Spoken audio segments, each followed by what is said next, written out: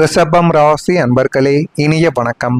ரிஷபம் ராசிக்காரங்க பொதுவாகவே கடின உழைப்பாளிகள், பொறுமையின் சிகரங்கள் மற்றும் ஆடம்பரத்தை விட அமைதியான நல்வாழ்வை விரும்பக்கூடிய ஒரு மனிதர்கள் நீங்களாகத்தான் இருப்பீர்கள்.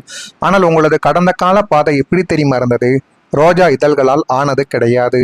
அந்த ரோஜாவிலே இருக்கக்கூடிய பல முட்கள் அது உங்களுடைய வாழ்க்கையை பல இடங்களில் தடுத்து நிறுத்தியது. எது செய்தாலும் அதில் பிரச்சனைகளை தூண்டியது.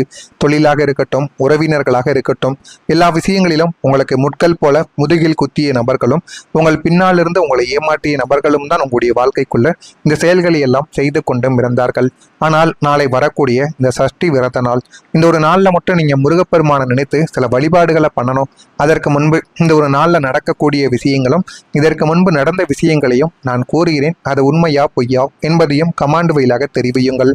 உங்களுடைய வாழ்க்கையில இதற்கு முன்பு நீங்க சந்தித்த கஷ்டங்கள், கடன் பிரச்சனைகள் உங்களுடைய வாழ்க்கையில ஏற்பட்டது.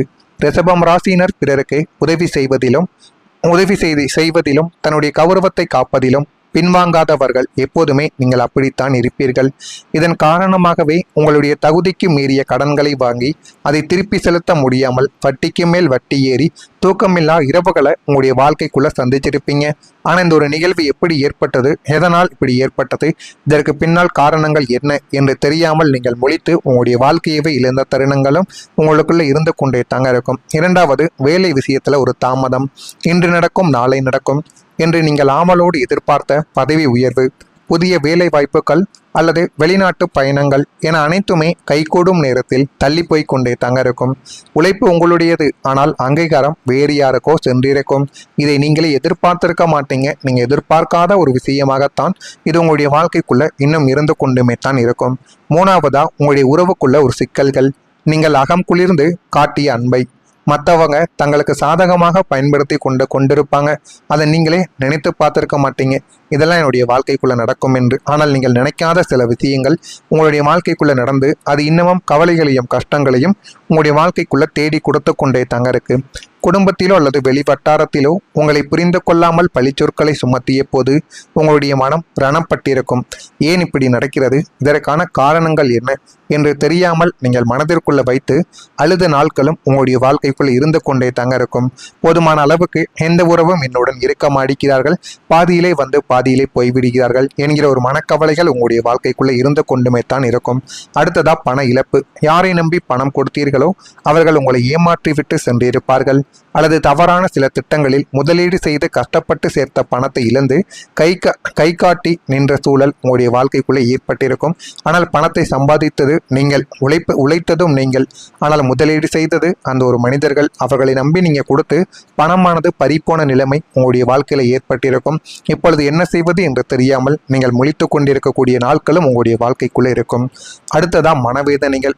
எல்லாவற்றையும் வெளியில் சொல்ல முடியாமலும் உள்ளுக்குள்ளேயே அழுது கொண்டு நமக்கு இந்த ஒரு நிலைமை என்று மனதிற்குள் புழுங்கி கடுமையான மனவேதனையை அனுபவித்த ஒரு நபர்களும் நீங்களாகத்தான் இருப்பீர்கள்.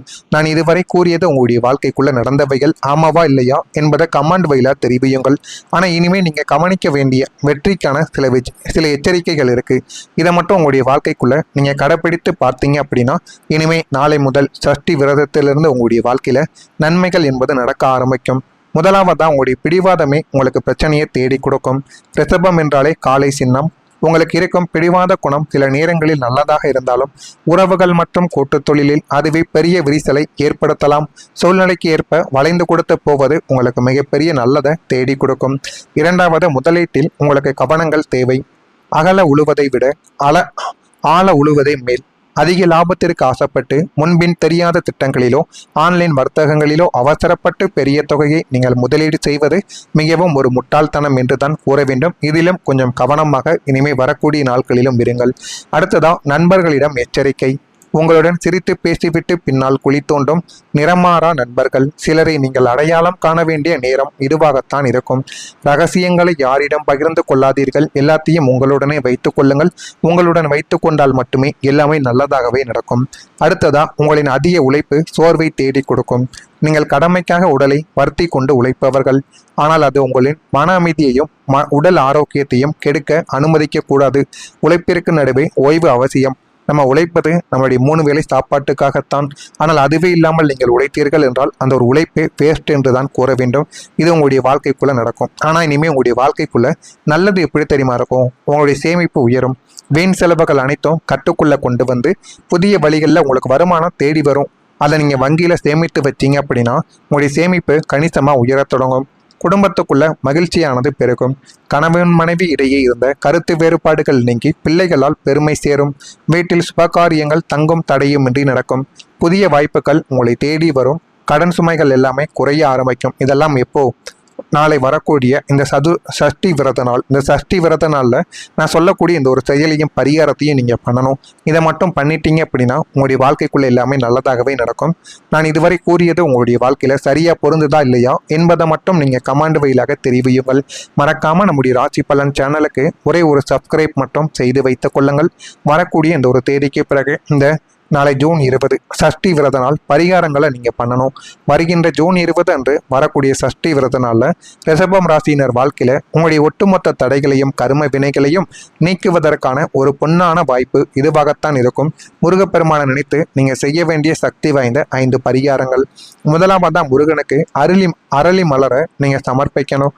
சஷ்டி விரத நாளில் காலையில் எழுந்து நீராடி விட்டு தூய ஆடை அணிந்து கொண்டு உங்களுடைய வீட்டு பூஜை அறையில் உள்ள முருகப்பெருமானின் திருவுருவ படத்திற்கு சிவப்பு அல்லது இளஞ்சிவப்பு நிற அரளி மலர்களை நீங்கள் சமர்ப்பிக்கலாம். இந்த மலர் வழிபாடு உங்களுடைய ஜாதகத்தில் உள்ள தடைகளை நீக்கி கையில் பணப்புழக்கத்தை அதிகரிக்க செய்யும் மிக சக்தி வாய்ந்த ஒரு பரிகாரமாக இது கருதப்படும். இரண்டாவதா செவ்வரளிய மாலையில் நீங்கள் அணிவிக்கணும். மாலையில் அருகில் உள்ள முருகன் கோவிலுக்கு சென்று அங்குள்ள மூலவர் அல்லது உற்சகர் முருகனுக்கு உங்களுடைய கைகளால் தொடுத்த செவ்வரளி பூமாலையை வாங்கி தர வேண்டும். முருகனுக்கு செவ்வரளி மாலை சாற்றி வழிபடுவது உங்களை சுற்றியுள்ள மறைமுக எதிர்ப்புகளையும் நண்பர்களால் வரக்கூடிய ஏமாற்றங்களையும் வேறறுத்து வைக்கும். அதனால் இந்த ஒரு செயலையும் நீங்கள் செய்து பார்க்கலாம். இதுவும் போதுமான அளவுக்கு உங்களுடைய வாழ்க்கைக்குள்ள நல்லதையும் நல்ல விஷயங்களையும் உங்களுடைய வாழ்க்கையில தேடி கொடுக்கும். மூன்றாவதா கந்த சஷ்டி கவசத்தை நீங்க படிக்கணும்.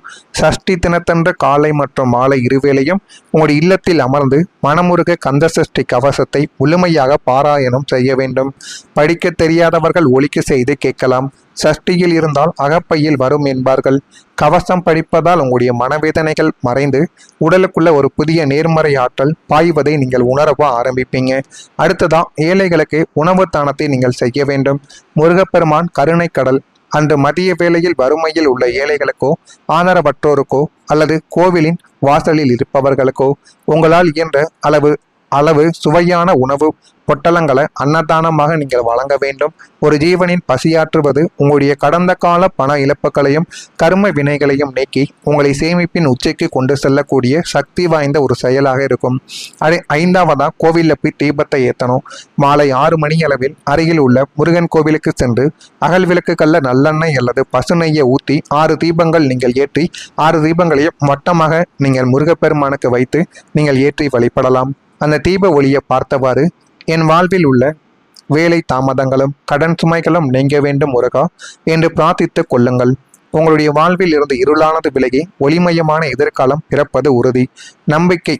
ரிஷபம் ராசி அன்பர்களே, கலங்காதீர்கள். நாளை ஜூன் 20 சஷ்டி விரத நாளில் நீங்கள் காட்டும் பக்தியும் செய்யும் இந்த எளிய பரிகாரங்களும் முருகனின் வேலாக மாறி உங்களுடைய துயரங்கள் அனைத்தையும் சம்காரம் செய்யக்கூடிய ஒரு நாளாக மாறிவிடும். உங்கள் வாழ்வில் இனி நன்மைகளும் மகிழ்ச்சியும் மட்டுமே நிலைத்திருக்கும். இதனை மட்டும் நீங்கள் தவறாமல் செய்து பாருங்க. உங்களுடைய வாழ்க்கைக்குள்ள அவ்வளவு நன்மைகள் நடக்கும். நடக்கா இல்லையா என்பதை கவனமாக பார்த்து தெரிந்து கொள்ளுங்கள். மறக்காம நம்முடைய ராசி பலன் சேனலுக்கு ஒரே ஒரு சப்ஸ்கிரைப் மட்டும் செய்து வைத்துக் கொள்ளுங்கள். அப்பொழுதுதான் நம்ம தொடர்ந்து பதிவிடும் வீடியோக்கள் அனைத்தும் தொடர்ந்து உங்களுக்கு நோட்டிபிகேஷனாக வந்து கொண்டே இருக்கும். நல்லதே நினையுங்கள். உங்களுடைய வாழ்க்கைக்குள்ளும் நல்லது மட்டுமே நடக்கும். நன்றி, வணக்கம். உங்களுடைய இல்லத்தில் அமர்ந்து மனமுருக கந்த சஷ்டி கவசத்தை முழுமையாக பாராயணம் செய்ய வேண்டும். படிக்க தெரியாதவர்கள் ஒலிக்க செய்து கேட்கலாம். சஷ்டியில் இருந்தால் அகப்பையில் வரும் என்பார்கள். கவசம் படிப்பதால் உங்களுடைய மனவேதனைகள் மறைந்து உடலுக்குள்ள ஒரு புதிய நேர்மறை ஆற்றல் பாய்வதை நீங்கள் உணரவா ஆரம்பிப்பீங்க. அடுத்ததான் ஏழைகளுக்கு உணவு தானத்தை நீங்கள் செய்ய வேண்டும். முருகப்பெருமான் கருணை கடல். அன்று மதிய வேளையில் வறுமையில் உள்ள ஏழைகளுக்கோ ஆதரவற்றோருக்கோ அல்லது கோவிலின் வாசலில் இருப்பவர்களுக்கோ உங்களால் இயன்ற அளவு சுவையான உணவு பொட்டலங்களை அன்னதானமாக நீங்கள் வழங்க வேண்டும். ஒரு ஜீவனின் பசியாற்றுவது உங்களுடைய கடந்த கால பண இழப்புகளையும் கர்ம வினைகளையும் நீக்கி உங்களை சேமிப்பின் உச்சிக்கு கொண்டு செல்லக்கூடிய சக்தி வாய்ந்த ஒரு செயலாக இருக்கும். அதே 5வதா கோவிலில் போய் தீபத்தை ஏற்றணும். மாலை 6 மணி அளவில் அருகில் உள்ள முருகன் கோவிலுக்கு சென்று அகல் விளக்குகளில் நல்லெண்ணெய் அல்லது பசுநெய்யை ஊற்றி 6 தீபங்கள் நீங்கள் ஏற்றி 6 தீபங்களையும் மொத்தமாக நீங்கள் முருகப்பெருமானுக்கு வைத்து நீங்கள் ஏற்றி வழிபடலாம். அந்த தீப ஒளியை பார்த்தவாறு என் வாழ்வில் உள்ள வேலை தாமதங்களும் கடன் சுமைகளும் நீங்க வேண்டும் முருகா என்று பிரார்த்தித்துக் கொள்ளுங்கள். உங்களுடைய வாழ்வில் இருந்து இருளானது விலகி ஒளிமயமான எதிர்காலம் பிறப்பது உறுதி. நம்பிக்கை. ரிஷபம் ராசி அன்பர்களே, கலங்காதீர்கள். நாளை ஜூன் 20 சஷ்டி விரத நாளில் நீங்கள் காட்டும் பக்தியும் செய்யும் இந்த எளிய பரிகாரங்களும் முருகனின் வேலாக மாறி உங்களுடைய துயரங்கள் அனைத்தையும் சம்காரம் செய்யக்கூடிய ஒரு நாளாக மாறிவிடும். உங்கள் வாழ்வில் இனி நன்மைகளும் மகிழ்ச்சியும் மட்டுமே நிலைத்திருக்கும். இதனை மட்டும் நீங்கள் தவறாமல் செய்து பாருங்க. உங்களுடைய வாழ்க்கைக்குள்ள அவ்வளவு நன்மைகள் நடக்கும். நடக்கா இல்லையா என்பதை கவனமாக பார்த்து தெரிந்து கொள்ளுங்கள். மறக்காம நம்முடைய ராசி பலன் சேனலுக்கு ஒரே ஒரு சப்ஸ்கிரைப் மட்டும் செய்து வைத்துக் கொள்ளுங்கள். அப்பொழுதுதான் நம்ம தொடர்ந்து பதிவிடும் வீடியோக்கள் அனைத்தும் தொடர்ந்து உங்களுக்கு நோட்டிபிகேஷனாக வந்து கொண்டே இருக்கும். நல்லதே நினையுங்கள். உங்களுடைய